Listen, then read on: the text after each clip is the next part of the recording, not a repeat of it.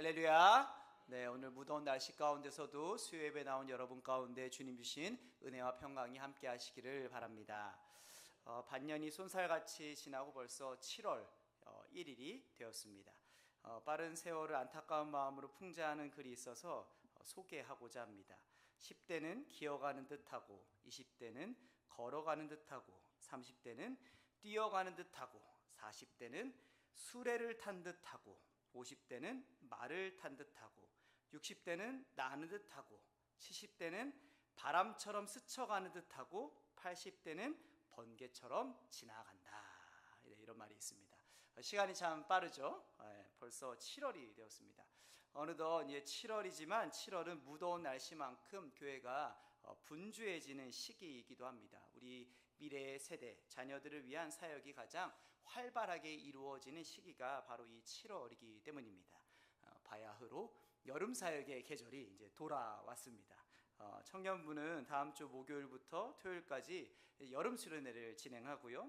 이번 달 24일 금요일부터 26일 주일까지는 어린이국 성경학교가 있습니다. 그리고 25일 토요일부터 26일 주일은 미취학국 여름 성경학교가 있고 27일 월요일부터 29일까지는 청소년국 여름 수련회가 있습니다. 교회학교 사역에 대해서 많은 사역자들이 말하기를 이렇게 말합니다. 여름 사역이 교회학교 한 해 농사의 절반이다 라고까지도 이렇게 얘기합니다. 그 정도로 우리 여름 사역은 우리 미래 세대들 위해서 중요한 시간입니다. 그래서 이 자리에 계신 성도님들 기도하실 때 꼭 잊지 마시고 우리 어린 자녀들, 청년들, 청소년들, 우리 어린이들이 올 여름에 주님을 꼭 만나고 은혜를 경험할 수 있게 되기를 기도해 주시기를 바랍니다. 우리 교회는 매주일 아이들의 웃음소리와 찬양이 끊이지 않지만 한국교회 전체적으로 봤을 때 사실 교회학교가 없어지는 교회가 해마다 사실 늘어가고 있는 추세입니다. 이미 저 아래 지방에는 교회학교가 없는 경우가 이미 많고 수도권에 있는 교회들도 심지어 서울도 교회학교가 없는 교회가 점차적으로 많이 늘어나고 있습니다. 우울한 전망으로는 2030년에는 한국교회 교회학교 90%가 사라질 수도 있다라는 그런 예측도 있습니다. 그런 의미에서 우리 교회에서 진행하는 여름 사역이 단순히 우리 교회 어린 영혼들을 살리는 사역만은 아닙니다. 한국교회의 미래를 세워가는 사역인 줄로 믿습니다. 미래 세대를 위한 기도 부담을 드렸는데 오늘은 그 위에 부담 한 숟갈을 조금 더 얹어 드리고자 합니다. 이번 여름 우리가 모두가 기다리던 대망의 순간이 있습니다. 어떤 날이 있죠? 바로 새성전 입당이 있습니다. 별로 기다리시지 않고 계시군요. 네, 26일 주일에 새성전 이전 및 입당 예배를 진행하고자 하는데 끝까지 잘 준비되고 목표한 날짜에 입당할 수 있도록 기도를 부탁드립니다. 그리고 교회 이전을 위해 여러 가지 해야 할 일들이 있는데 청소, 이사도 함께 해주셔서 주의 몸된 교회를 위한 성도님들의 참여를 부탁드립니다. 사도행전 1장 8절의 말씀은 우리에게 너무도 익숙한 말씀입니다. 우리 이 말씀을 다시 한번 같이 읽어보면 좋겠습니다. 함께 읽겠습니다. 오직 성령이 너희에게 임하시면 너희가 권능을 받고 예루살렘과 온 유대와 사마리아와 땅끝까지 이르러 내 증인이 되리라 하시니라. 아멘. 어릴 때 결혼을 해서 50년을 함께 살아온 노부부가 있었다고 합니다. 워낙 할아버지가 무뚝뚝해서 할머니는 평생 사랑한다는 말을 단 한 번도 듣지 못한 것이 한이었다고 합니다. 그러다가 교회 프로그램에 참석해서 서로가 사랑한다는 말을 해줘야 되는 순서를 맞닥뜨리게 되었습니다. 사랑한다고 말해보라는 이제 목사님의 강권에 한참을 망설이던 할아버지가 이렇게 말씀을 하셨다고 합니다. 지도 알기다. 우리는 사도행전 1장 8절 말씀을 대할 때 마음의 부담을 느낍니다. 전도는 하고 싶은데 복음은 전하고 싶은데 입이 잘 떨어지지 않습니다. 마치 평생을 살아온 노부부가 노부부처럼 내가 이렇게 열심히 교회를 다니는데 주변 사람들이 다 알겠지 하는 생각으로 지낼 때가 종종 있습니다. 그런데 실상은 어떻죠? 주변에 여러분들이 교회 다니는 것을 모르는 사람들이 많을까요? 아는 사람들이 많을까요? 모르는 사람들이 훨씬 많습니다. 사람들은 남한테 관심이 많은 듯 하나 실제 남의 일에 별 관심이 없는 사람들이 대부분이기 때문입니다. 말하지 않아도 알아. 그저 바라만 보면 이런 광고는 광고일 뿐 말하지 않으면, 전하지 않으면 모를 수밖에 없습니다. 오늘 말씀은 예수님께서 이 땅의 사역을 다 마치고 부활 승천하면서 제자들에게 마지막으로 남기신 그런 말씀입니다. 예수님께서 이 땅에 사역하실 때 여러 말씀을 이제 주셨는데 제일 마지막으로 주셨던 말씀이 이 사도행전 말씀입니다. 이 땅에서 남아있던 제자들에게 이 말씀을 전해주신 이유가 무엇이었을까요? 예수님께서 이 땅에 하시던 복음 전도의 일을, 그리고 교회와 성도들이 계속해서 잘 지속하도록 부탁하신 것입니다. 오늘 말씀과 가장 연관성 있는 말씀도 같이 한번 읽어보면 좋겠는데요. 우리 마태복음 28장 19절 20절 말씀을 같이 한번 읽어보겠습니다. 함께 읽겠습니다. 그러므로 너희는 가서 모든 민족을 제자로 삼아 아버지와 아들과 성령의 이름으로 세례를 베풀고 내가 너희에게 분부한 모든 것을 가르쳐 지키게 하라. 볼지어다 내가 세상 끝날까지 너희와 항상 함께 있으리라 하시니라. 아멘. 이 말씀을 조금 어려운 말로 이제 표현하면은 대위임령 이렇게 이야기합니다. 우리 같이 한번 따라해 볼까요? 대위임령. 네. 무엇을 위임하신 거죠? 복음 전파에 대한 사명을 하나님께서 우리에게 위임하셨다는 그런 이야기입니다. 이 대위임령이 실현돼가는 구체적인 말씀이자 로드맵이 바로 사도행전 1장 8절의 말씀입니다. 예수님께서 이 땅에서 사역하실 때 가장 소중하게 생각한 것이 사람이었습니다. 그래서 성전 건물보다 사람을 더 소중하게 생각하셨고 종교적인 율법이나 전통보다 사람을 소중히 여겼습니다. 마태복음 16장 26절입니다. 사람이 만일 온 천하를 얻고도 제 목숨을 잃으면 무엇이 유익하리요? 사람이 무엇을 주고 제 목숨과 바꾸겠느냐? 누구보다 생명을 소중하게 여기셨던 예수님이셨습니다. 보통의 사람들은 의사나 교사를 존경합니다. 왜 그들을 존경할까요? 돈을 많이 벌어서 존경하는 것일까요? 아니면 안정된 직업이라서 존경하는 것일까요? 아닙니다. 병든 자를 치유해주고 사람의 생명을 살리는 일이 그들이 하고 있기 때문에 그들을 존경하는 것입니다. 미숙한 아이들을 맡아서 사람이 되도록 돕기 때문에, 바른 길을 걸어갈 수 있도록 돕기 때문에 교사들을 존중하는 것입니다. 사람이 소중하기 때문에 그 사람을 키우고 돌보는 역할을 하는 사람도 존경을 받게 되는 것입니다. 예수님께서는 사람을 귀하게 생각하셨습니다. 그래서 교회와 성도들에게 증인이 되라, 즉 예수 그리스도의 복음을 통해 사람의 생명을 살리는 일을 하라고 말씀하신 것입니다. 증인의 사명은 다른 말로 하면 생명을 살리는 사명입니다. 복음을 통해 영적으로 죽어있는 영혼에게 생명을, 예수 그리스도의 생명을 전하는 것입니다. 그것이 우리의 임무이자 신앙 공동체인 교회의 존재 목적이기도 합니다. 회사의 본질적인 임무는 사업을 잘해서 이윤을 많이 남기는 것입니다. 제품을 연구하고 개발하고 시장을 개척해서 많이 판매해서 회사가 더 성장하고 잘 나가도록 하는 것입니다. 가정에도 임무가 있죠. 돈을 벌고 재산을 키우고 이런 것도 중요할 수 있으나 가정의 가장 중요한 임무는 생명을 잘 키워내는 것입니다. 자녀를 바른 길로 키워내는 것입니다. 그 생명이 잘 자라나갈 수 있도록 하나님의 자녀로 사회의 중요한 일원으로 자라나갈 수 있도록 돕는 것입니다. 교회의 본질적인 임무도 이와 같습니다. 새로운 생명을 탄생시키고 그들을 하나님께로 인도해서 하나님의 자녀되는 복을 누리게 하는 것입니다.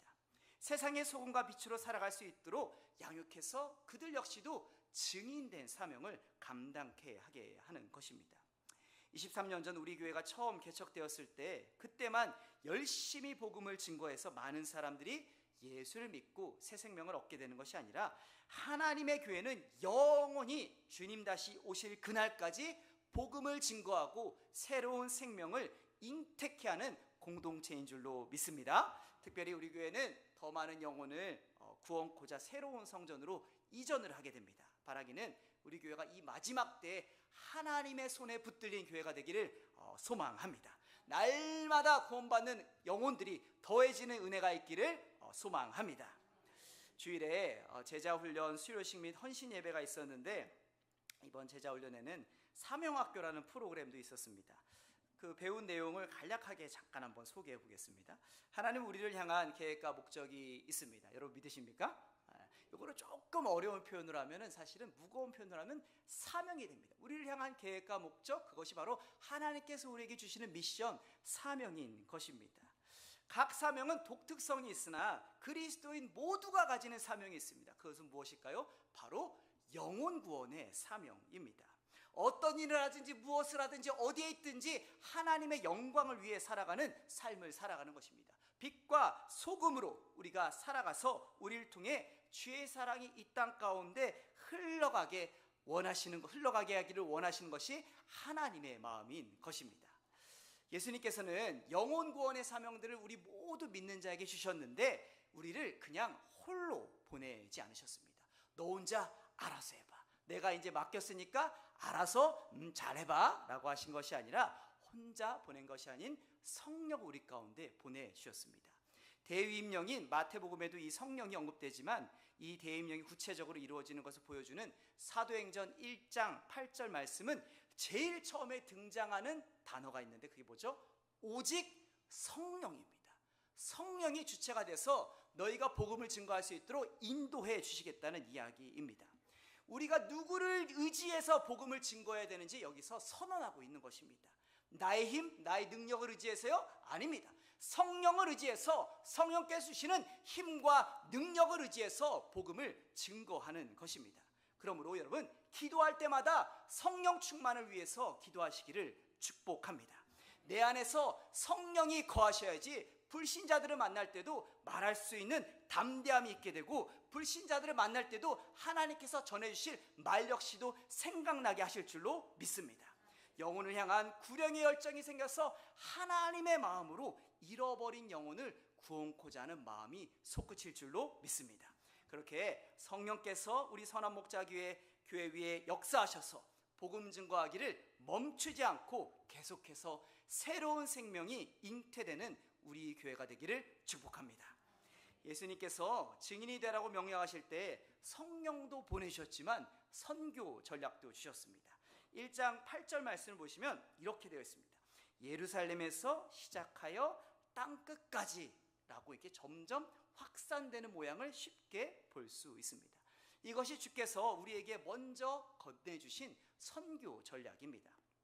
사도행전 1장 8절 말씀은 단순히 복음을 전파해란 말씀만이 아니라 이렇게 선교해라, 이렇게 복음을 증거해라 라는 그런 로드맵인 것입니다. 사도행전을 보면 1장부터 7장까지 예루살렘에서 증인 사명을 감당하는 내용이 나오고 7장부터 12장까지는 유대와 사마리아, 그리고 13장부터 28장까지는 땅끝까지 복음을 향한 사도 바울의 열정, 구령의 열정이 담겨져 있습니다. 전체적인 내용을 다시 듣고 사도행전 1장 8절 말씀을 다시 한번 여러분 보십시오. 어떻게 보이십니까? 이 1장 8절 말씀이야말로 이 사도행전 전체를 요약하고 압축하여 담아내고 있는 그런 말씀입니다. 예수님은 첫 지명을 언급할 때 예루살렘을 언급합니다.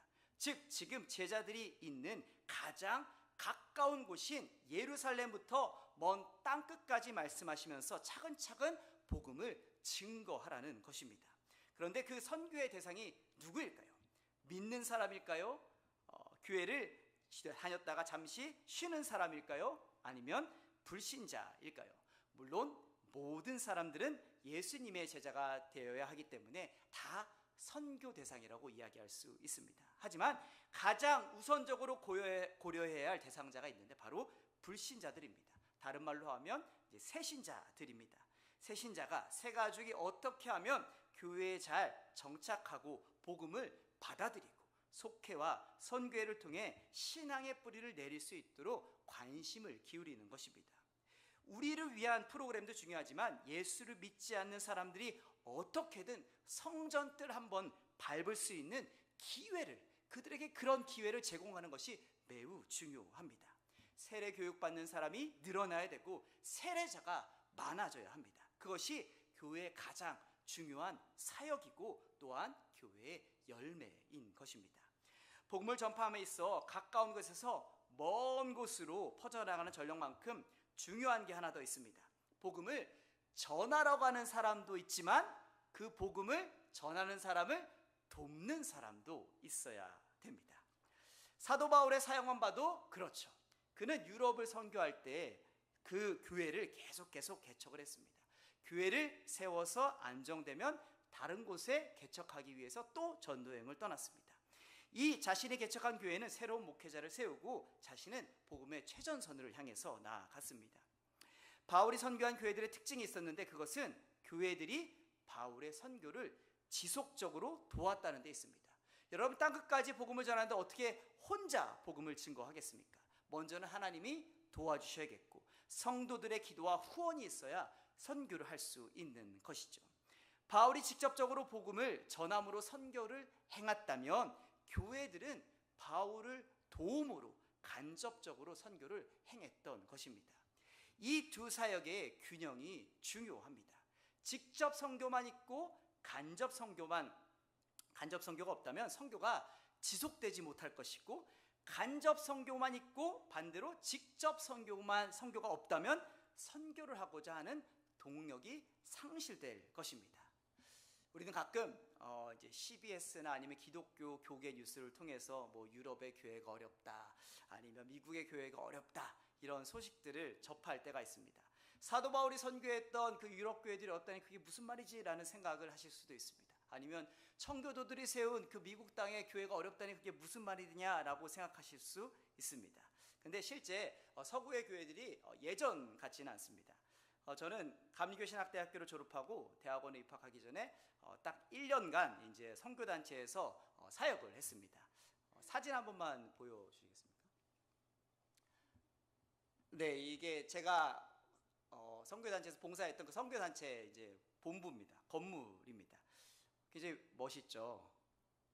별로 감흥이 별로 없으시네요. 네, 건물을 세운 사람은 사실 이제 노예무역으로 돈을 굉장히 많이 벌었던 사람이었거든요. 그래서 흑인 노예를 통해서 엄청난 부를 축적한 사람이었는데 이 건물이 나중에는 이제 선교, 하나님의 복음을 위해 쓰임 받는 그런 이제 건물이 지금 되어서 지금도 잘 이렇게 선교를 하고 있습니다. 사진을 보시면 건물도 멋있고 뭐 풀밭도 멋지다라고 생각하실 수 있겠지만 딱 거기까지입니다. 정말 시골이라서 주변에 아무것도 없습니다. 심지어 주택가도 없고 주변에 있는 건 소랑 양밖에 없습니다. 진짜 그 안중은 정말 대도시입니다. 이렇게 큰 대도시가 있을 수가 없어요. 이렇게 크고 넓고 훌륭한 도시가 있을 수가 없습니다. 그 정도로 엄청난 시골이었습니다. 요즘 날씨에 여러분 아이스크림 먹고 싶으면 어떻게 하죠? 여기 교회 앞에 세븐 땡땡땡 있잖아요. 거기 가서 우리가 얼마든지 아이스크림 먹을 수 있지 않습니까? 여기서 아이스크림 먹고 싶으면 어떻게 해야 됩니까? 1시간을 걸어가야 됩니다. 슈퍼마켓이 1시간을 걸어가야 겨우 갈 수 있습니다. 안중 읍내를 나가고 싶다고요? 여러분 2시간 반을 걸어가셔야 됩니다. 버스요? 1시간에 한 대 옵니다. 버스비도 너무 비쌉니다. 걸어가셔야 됩니다. 네. 2시간 반 걸어야 안중 시내를 나올 수가 있습니다. 안중 시내 너무 훌륭한 도시입니다. 아주 아름답고 큰 도시입니다. 선교단체 사역을 하면서 교회에 이제 출석을 했는데 주변에 가까운 감리교회가 없어서 가장 가까이 있는 성공의 교회에 출석을 했습니다. 여러분 거기도 1시간입니다. 네, 1시간 걸어서 항상 교회를 이제 다녔습니다. 제가 출석했던 교회가 이제 100년도 넘은 이제 아름다운 정말 그 사암으로 지은 예쁜 예배당을 가지고 있는 교회였습니다. 저는 거기서 이제 성가대 테너를 했습니다. 주일이 되면 이제 그 돌로 지은 이 아름다운 성전에서 스테인드 글라스, 발음도 잘 안 돼. 스테인 글라스에서 이제 그 햇볕이 차고 들어오면 그렇게 교회가 아름다울 수가 없었습니다. 여러분 근데 그 아름다운 예배당에 사람이 있을까요, 없을까요? 사람이 거의 없습니다. 사람이 거의 없고 성가대석에 딱 앉아 있으면 다 머리가 은빛 머리 색깔이 쫙 있습니다. 머리가 딱 2사람만 머리 색깔이 다릅니다. 저랑 말씀을 전하시는 거기는 목사님, 갈색, 검은색, 딱 2사람만 머리 색깔이 다른 색깔이고 나머지는 다 동일한 색깔입니다. 어떻게 다 염색을 했는지 머리 색깔이 다 은빛 색깔이었습니다. 제가 그래서 성가대 봉사할 때 인기가 나쁘지 않았습니다. 흰머리 소녀분들께서 정말 저를 많이 사랑해 주셨습니다. 네, 믿지 않으시는 그런 표정도 계신데 영국 시골교회에서는 나쁘지 않았던 것 같습니다. 교회가 정말 시골에 있어서 주변에 농장들밖에 없어가지고 가끔 막 우유도 갖다 주시고 막 달걀 갖다 주시고 뭐 이렇게 하면서 참 사랑을 받았던 게 기억이 납니다. 근데 그러다 교회에 갑자기 경쟁자 한 명이 등장했습니다. 어느 할머니가 딸이 주일에 일하러 가서 초등학교 손녀를 이제 데리고 온 것입니다. 손주 돌봄을 이제 하는 거죠. 아쉽게도 제 인기가 다 거기까지였습니다. 이 파란 눈의 영국 초등학생을 제가 이길 수는 없었습니다. 어린아이를 이길 수는 정말 없더라고요. 너무나 오랜만에 어린아이가 교회에 왔으니까 교회가 진짜 난리가 났었어요. 이제 10년 만에 어린이가 처음 왔는데 우리가 교회 학교를 만들어야 되지 않겠냐 하면서 막 다 흰머리 분들이 막 모여갖고 막 회의를 하는 게 아직도 굉장히 많이 기억이 납니다. 어린아이 한 명이 그렇게 그 교회에게는 엄청난 큰 사건이었었습니다. 그런데 여기에 이제 반전이 하나 있습니다. 제가 영국의 선교단체에 사역하던 때가 이제 2009년입니다. 이제 꽤 오래전 얘기지만 그 시절에도 영국은 세계에서 정말 많은 선교사를 파송하는 나라였습니다. 그 당시에 이제 선교사를 제일 많이 파송하는 나라 1위가 미국, 2위가 우리나라, 3위가 어딘지 아세요? 3위가 여러분 영국이었습니다. 영국 그 정도로 선교에 열정이 있는 굉장한 나라였었습니다. 근데 정작 영국 안에 있는 교회들은 과거에 그런 정말 화려했던 예배당과 화려했던 부흥의 추억들은 있지만 대를 이어가는 신앙의 후손들이 있지만 현재 교회는 사실 전과 같지는 않았었습니다. 제가 무슨 말씀을 이제 드리고 싶은 걸까요? 예수님께서는 예루살렘부터 땅끝까지라고 말씀하신 것은 가까운 곳에서부터 시작해서 먼 곳까지 간다는 것을 의미합니다. 교회에서부터 가정 그리고 지역사회에 전도하는 일이 활발하게 일어날 때 교회가 건강하고 활기 있는 교회가 되어 먼 곳까지 선교를 할 수 있게 되는 것입니다. 그런데 교회 안의 선교, 즉 교회의 복음 전파에는 소홀하면서 교회 밖에 선교 사역에만 치중하다 보면 교회 안이 점점 약해져 먼 곳에 선교할 힘이 없어지게 됩니다. 그러면 결과적으로 둘 다 어려워질 수 있는 것입니다. 유럽과 미국의 교회들이 그런 경우가 있었습니다. 외부 선교에는 여전히 활동적이고 여전히 열심히 있었지만 내부의 힘이 약해져 쇠퇴한 것입니다. 교회 안과 교회 밖의 선교의 균형이 필요하다는 이야기입니다. 우리나라는 아직은 그래도 선교를 열심히 하는 나라죠. 하지만 지금은 다시 우리나라의 복음화에 초점을 둬야 할 때라고 생각을 합니다. 미래 세대를 살리고 지역을 복음화하고 지역의 교회들이 살아나 복음이 왕성케 됨을 경험하게 되는 그날을 꿈꾸는 것이 필요한 때인 줄로 믿습니다.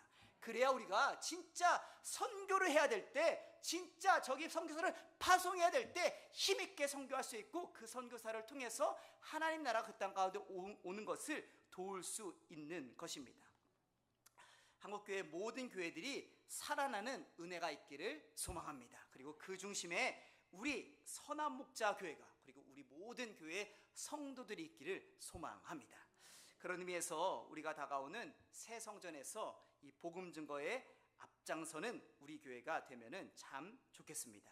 화양과 안중 지역을 복음화하고 우리 교회를 통해 미래 세대가 잘 길러지는 그런 교회로 소문나기를 소망합니다. 이번 교회학교 여름 수련회가 하나님의 은혜가 충만한 여름 수련회가 되기를 축복합니다. 우리 어린 심령들이 예수님을 인격적으로 만나고 또 우리 새성전을 통해서 이전 영광보다 더 큰 하나님의 영광이 머무는 것을 경험하기를 그리스도의 이름으로 축복합니다. 한 이야기를 끝으로 설교를 맺고자 합니다. 지난주 목요일은 6월 25일로 한국전쟁 76주년이 되는 날이었습니다. 한국전쟁 때 일어났던 일입니다. 한국전쟁이 발발하기 직전 영락교회 이제 돌아가신 이제 한경진 목사님이죠. 한경진 목사님을 비롯한 많은 이북 기독교인들이 북에서 남으로 내려왔습니다. 그러나 그 중에는 여러 사정으로 인해서 북에 남을 수밖에 없었던 그런 사람들도 있었습니다. 한 독실한 믿음을 가진 여인이 있었습니다. 예수 믿는 신앙의 자유를 찾아 남으로 내려가고 싶었으나 남편이 인문군에서 활약하는 전도 유망한 장교라서 내려갈 수가 없었습니다. 아내는 그런 남편 때문에 너무너무 괴로웠지만 남편도 남편대로 너무 괴로웠습니다. 아내가 기독교인이란 게 밝혀지면 나의 신상에 문제가 생길까 너무너무 두려워했던 것입니다. 하루는 남편이 에미나이 제발 부탁이니 예수 귀신 좀 믿지 말라우 부탁을 했지만 아내는 따르지 않았습니다. 다음날 남편은 예수를 믿으면 당에서 우리 집안은 풍비박산 날 수도 있다고 협박을 했습니다. 그래도 아내는 따르지 않았습니다. 오히려 아내는 더 열심히 기도를 했습니다. 심지어 남편이 잠들려고 누우면 그 옆에 쪼르르 달려가서 그의 손을 탁 잡고 내 주를 가까이 하게 함은 이렇게 찬양을 했다고 합니다. 그러던 중 한국전쟁이 발발했습니다. 인민군 장교는 전쟁터로 나가게 되었고 전방에 싸우다가 포로가 되었습니다. 포로 수용소에서 하루하루 보내고 있는데 어느 날 미군 군종 목사님이 와서 기독교 신자들이 있으면 앞으로 나오라고 했습니다. 인민군 장교는 자신은 기독교 신자가 아니었으나 왠지 앞으로 나가면 살 수 있을 것 같다는 생각이 들어서 앞으로 나갔다고 합니다. 미군 목사님은 기독교인이라고 앞으로 나온 사람들에게 한 명 한 명 찬송가를 불러보라고 테스트를 시켰습니다. 그때 인민군 장교가 아내가 매일 밤 들려주던 찬송이 생각났습니다. 미군 목사님 앞에서 그 너무나도 듣기 싫었던 그 찬송을 내 주를 가까이 하게 함을 큰 목소리로 불렀습니다. 여기서만 제발 저를 빠져나가게 해주면 내가 예수님을 믿겠습니다 라는 그런 간절한 마음으로 찬송을 불렀습니다. 결국 그는 포로 수용소에 빠져나왔고 예수님을 영접했습니다. 새 생명이 피어나게 하는 전도 쉽지 않은 것이 사실입니다. 그러나 때를 얻든지 못 얻든지 항상 힘쓰면 언젠가 주께서 우리 가운데 열매를 허락하실 줄로 믿습니다. 열심히 뿌리면 언젠가 하나님의 때에 이르러 하나님께서 추수하게 하실 줄로 믿습니다. 그 믿음 가지고 땅끝까지 이르러 주님의 증인으로 살아가시기를 축복합니다. 선한목자교회가 새로운 성전에서 우리 모두 땅끝까지 주님의 증인이 되어 복음 들고 하나님 나라를 위해서 쓰임받는 믿음의 공동체가 되기를 우리 구주 예수 그리스도의 이름으로 축원드립니다. 기도하겠습니다.